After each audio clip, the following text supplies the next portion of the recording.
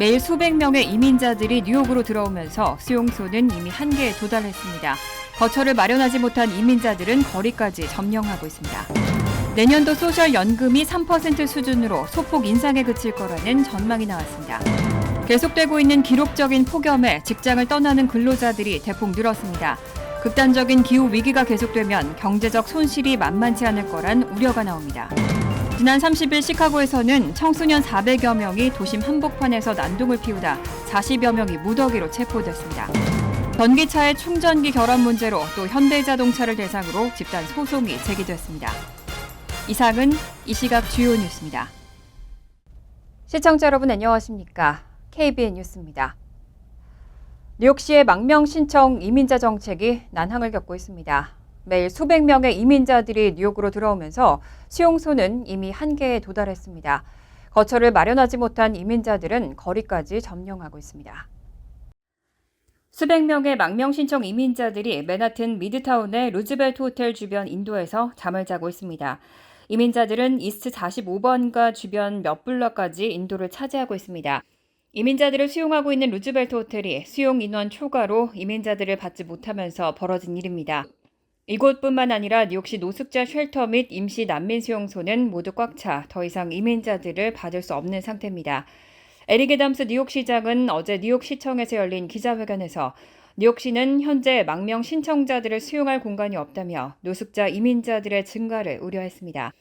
지역 정치인들과 인권단체 대표들은 연방정부에 뉴욕시가 처한 망명 이민자 문제에 관심을 촉구하고 지원을 당부했습니다. 이번 주에도 추가로 1,000명이 넘는 이민자들이 도착할 것으로 예상됩니다. 뉴욕시에 이처럼 이민자들이 몰리는 이유는 뉴욕시가 전국에서 유일하게 망명 신청자에게 거주지를 제공하도록 법으로 규정하고 있기 때문입니다. 뉴욕시는 최근 상황이 어려워지면서 망명 신청자들이 쉘터에 60일 이상 머물지 못하도록 하는 등 새로운 규정을 추진하고 있지만 밀려오는 이민자를 막지 못하고 있습니다. 추가 수용소 확보에도 어려움을 겪고 있습니다. 뉴욕시는 지난달 퀸즈 엘리펀트 파크 테니스 코트의 건너편에 위치한 크리드모어 정신병원과 사우스 오존팍에 위치한 에퀴덕 레이스 트랙 등 두 곳에 각각 1,000명씩 모두 2,000명의 난민 신청자를 위한 임시 텐트촌을 설치하겠다는 계획을 퀸즈보로청에 통보했습니다. 하지만 지역 정치인들과 주민들은 뉴욕시의 계획 철회를 요구하는 반대 집회를 개최하는 등 반발하고 있어 뉴욕시의 망명 이민자 정책은 난항을 겪고 있습니다. 뉴욕시가 총기 폭력 문제를 해결하기 위해서 커뮤니티 안전을 위한 청사진을 발표했습니다. 특히 총기 사고율이 높은 지역을 중심으로 4억 8,500만 달러를 투자하고 사건 발생 전에 예방에 주력하겠다는 방침입니다. 어제 에릭 애담스 뉴욕시장은 뉴욕시청에서 기자회견을 열고 커뮤니티 안전을 위한 청사진을 발표했습니다. 51페이지 분량의 이 문서는 지난해 구성된 총기폭력 대응 태스크포스가 중심이 돼 작성했습니다. 청사진에는 저소득 위험 지역을 중심으로 4억 8,500만 달러를 투자해 총기 사고율을 낮출 수 있는 해결책들을 담고 있습니다. 크게는 청소년, 청년층 멘토링으로 총기폭력 연루를 방지하는 데 1억 1,830만 달러, 주택 조건 개선에 5,750만 달러, 공공시설 개선에 864만 달러, 일자리 확대에 1억 1,850만 달러, 정신질환 치료에 1억 666만 달러 등을 투자하겠다는 내용입니다. 특히 총기 사고가 집중된 지역에 집중적으로 자금을 투입해서 사건 발생 전에 조기 개입을 통해 총기 접근성을 낮추겠다는 목표입니다. 최근 총기 폭력이 저소득 청소년층 커뮤니티에서 집중적으로 발생하고 있다는 데 착안해 이런 계획이 나온 것으로 보입니다. 실제로 뉴욕시 전역에서 발생하는 총기 사고의 92%는 30개 경찰서의 관할 구역에 집중되어 있는 것으로 나타났습니다. 특히 브롱스와 브루클린의 6개 경찰서 관할 구역에서 지난해 발생한 총기 사고의 39%가 발생한 만큼 이번 자금 지원은 6개 경찰서의 관할 구역에 집중될 것으로 전망됩니다. 내년도 소셜연금이 3% 수준으로 소폭 인상에 그칠 거라는 전망이 나왔습니다. 인플레이션이 완화될 거란 기대에 따른 전망치인데요. 올해 인상폭의 절반에도 못 미치는 수준입니다. 비영리단체인 시니어 시민연맹은 2024년 소셜연금을 산출하는 기준인 생활비 조정률이 3% 수준으로 소폭 인상되는 선에 머물 것이라고 전망했습니다. 올해는 8.7%로 40년 만에 최고치로 인상됐던 올 소셜연금 인상폭과 비교하면 절반에도 미치지 못하는 수준입니다. 다만 지난 20년 평균 인상률인 2.6%는 상회하는 수치입니다. 인플레이션이 완화되고 있는 상황이 반영되면서 내년 소셜연금이 소폭 인상에 그칠 것이란 전망이 나오고 있는 겁니다. 시니어 시민연맹의 전망대로 내년도 소셜연금이 3% 인상되면 은퇴자 1인당 월 평균 1,788달러를 수령하게 될 것으로 보입니다. 하지만 물가 상승세가 한풀 꺾였다고는 해도 여전히 높은 수준인 만큼 이런 연금 인상폭은 소셜연금이 주 수입원인 시니어들에게는 결코 반갑지 않습니다. 당장 내년 메디케어 파트 B 보험료는 6%가 상승해 174.80달러가 될 것으로 예상되고 있습니다. 자기가 은퇴한 후 얼마의 연금을 받는지는 연방사회보장국 웹사이트에 들어가서 계정을 만든 후 마이 소셜 세큐리티를 클릭하면 연금액을 확인할 수 있습니다. KBN 뉴스 오동윤입니다. 올여름 계속되고 있는 기록적인 폭염에 직장을 떠나는 근로자들이 대폭 늘었습니다. 폭염이 경제 생산성에 실질적으로 적지 않은 타격을 주고 있는 건데요. 이렇게 극단적인 기후 위기가 계속되면 경제적 손실이 만만치 않을 거란 우려가 나옵니다. 어제 뉴욕타임즈는 섭씨 37도, 화씨 98도 이상의 폭염 속에서 일해야 하는 아마존 배송기사와 창고 노동자들이 근무 조건에 항의하기 위해 파업에 돌입했다고 보도했습니다. 또 무거운 안전장비를 착용하고 야외에서 땅을 파야 하는 가스 누출 점검 기사들은 생명의 위협 때문에 점검 일정을 연기하고 있습니다. 캔자스주의 한 소고기 관련 공장에서는 지난 5월 이후 직원 2,500명 가운데 거의 200명이 사직했고 패스트푸드점 맥도날드에서도 패티를 굽고 감자를 튀기는 열기가 에어컨의 냉기를 압도하면서 역시 일을 그만두는 직원이 적지 않습니다. 영국 의학저널 란셋이 수집한 데이터에 따르면 2021년에는 미국의 농업과 건설, 제조 및 서비스 부문에서 폭염으로 인해 25억 시간 이상의 노동력이 손실됐습니다. 수은주가 32.2도에 이르면 생산성이 25% 하락하고 37.8도를 넘으면 70% 낮아지는 것으로 나타났습니다. 일주일에 32도가 넘는 날이 6일 이상이면 미국 자동차 공장의 생산성이 8% 줄어든다는 연구도 나왔습니다. 8월에도 여전히 최고 기온 기록 행진이 이어질 것으로 전망되고 있지만 노동자를 폭염으로부터 보호하는 정부 규정은 여전히 미비한 상황입니다. 뉴욕타임즈는 고용주들이 기후변화라는 새로운 현실에 적응하려면 어떤 식으로든지 비용을 지급해야 한다고 지적했습니다. 정보당국이 의심이 가는 외국 개인이나 기관, 정부 등을 도청하거나 감청할 근거를 담고 있는 해외정보감시법 702조가 오늘 12월 말 만료를 앞두고 있습니다. 백악관은 해외 테러 용의자 감시 등에 필수적이라며 연장을 촉구했습니다. 제이크 설리번 백악관 국가안보보좌관과 존 파이너 국가안보회의 수석부보좌관은 어제 성명을 내고 해외 정보감시법 파이자 702조는 미국 국토와 국민을 보호하는 가장 중요한 정보도구라며 연장을 촉구했습니다. 파이자 702조는 2008년 제정된 파이자의 핵심 조항으로 정부가 미국 밖에 있는 외국인을 상대로 표적 감시를 할 수 있도록 하고 전자통신 서비스 등을 사용해 사실상 외국인의 도감청을 허용한다고 볼 수 있습니다.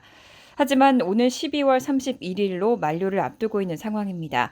설리번 백악관 보좌관 등은 성명에서 해당 권한으로 얻은 정보 덕에 미국은 중국이 제기하는 위협을 이해하고 대응할 수 있었고 우크라이나에서도 러시아의 잔혹 행위에 맞서 세계를 규합할 수 있었다고 강조했습니다.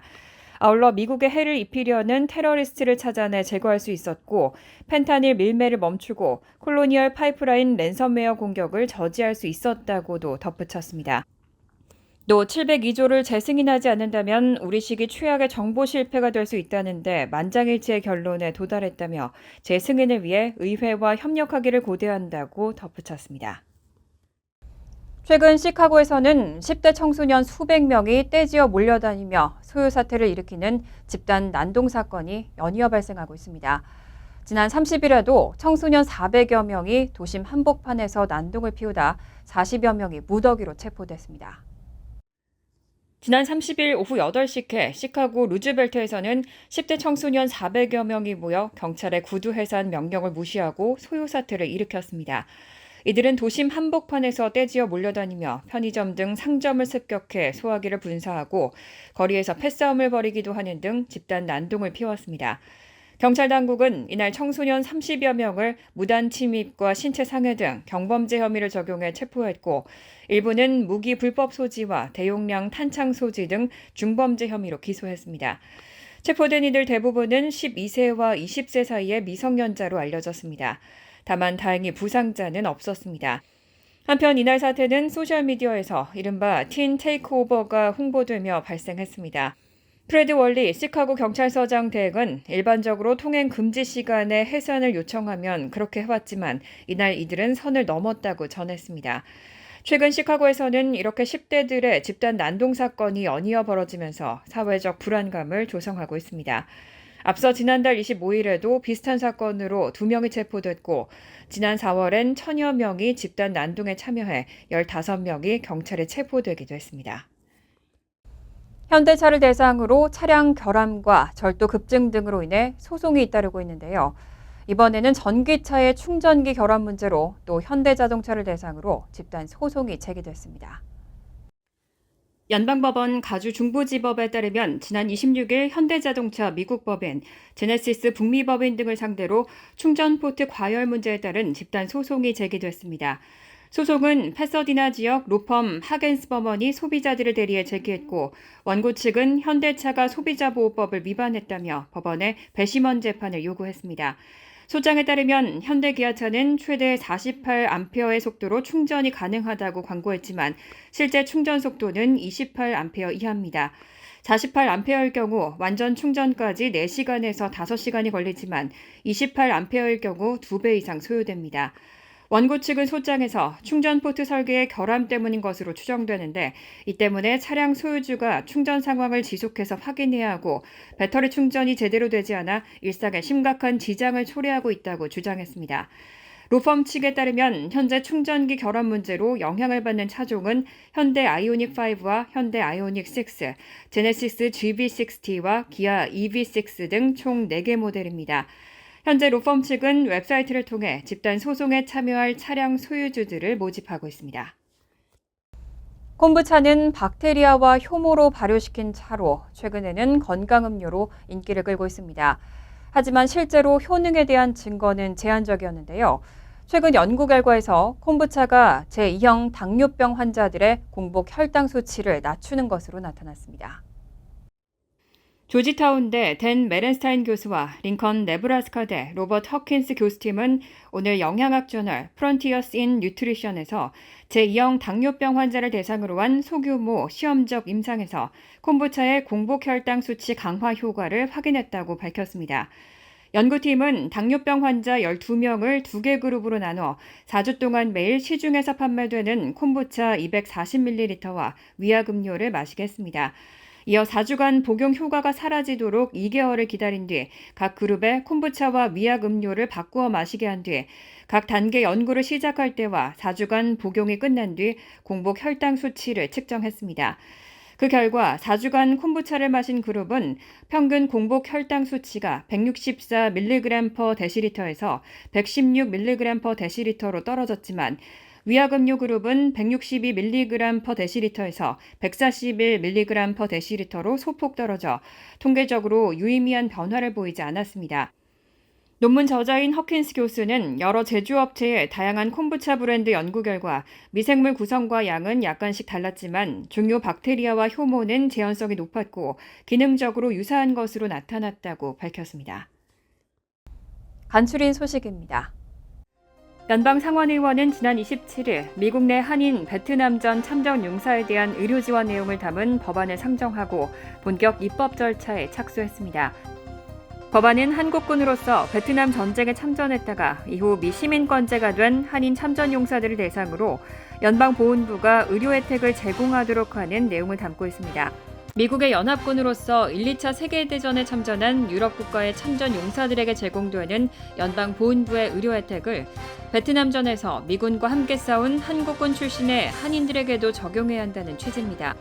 이 법안은 2023 회계연도 국방수권법안에 포함돼 연방 하원에서는 처리됐지만 상원 문턱을 넘지 못했고 결국 회기 종료로 폐기된 바 있습니다. 전력회사 조지아 파워는 조지아주 남동부 웨인즈버러 인근에 건설한 원자로 보글 3호기가 상업용 전력 생산에 들어갔다고 밝혔습니다. 최대 출력은 1100메가와트로 50만 가구와 기업에게 전력을 공급할 수 있습니다.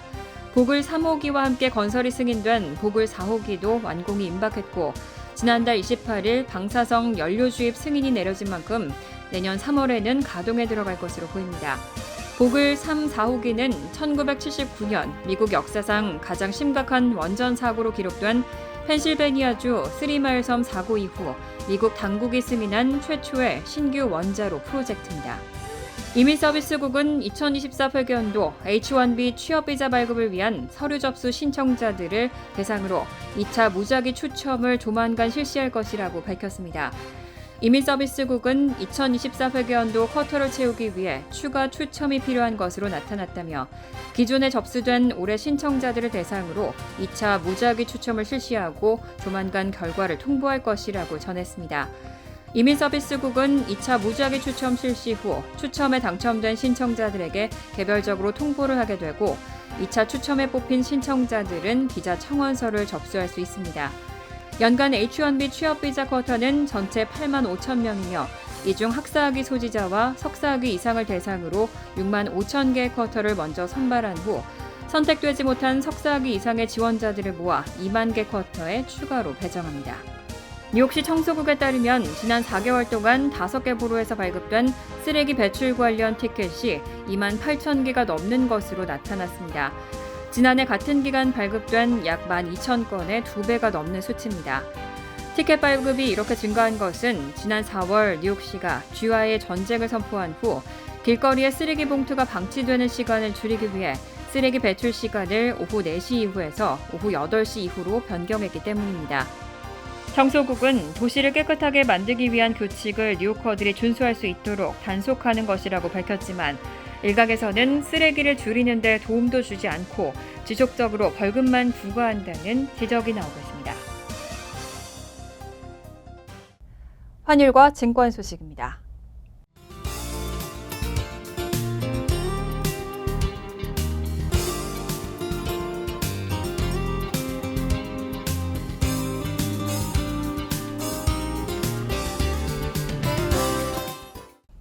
이어서 날씨입니다. 수요일은 화창하겠습니다. 낮 최고 기온은 80도, 섭씨 27도, 밤 최저 기온은 67도, 섭씨 19도로 예상됩니다. 목요일은 부분적으로 화창하겠고 오후부터는 적지만 소나기 내릴 가능성이 있습니다. 금요일은 종종 천둥 번개를 동반한 소나기 내리는 곳이 있겠습니다. 이상으로 KBN 뉴스를 마칩니다. KBN과 함께 즐거운 저녁 되시기 바랍니다.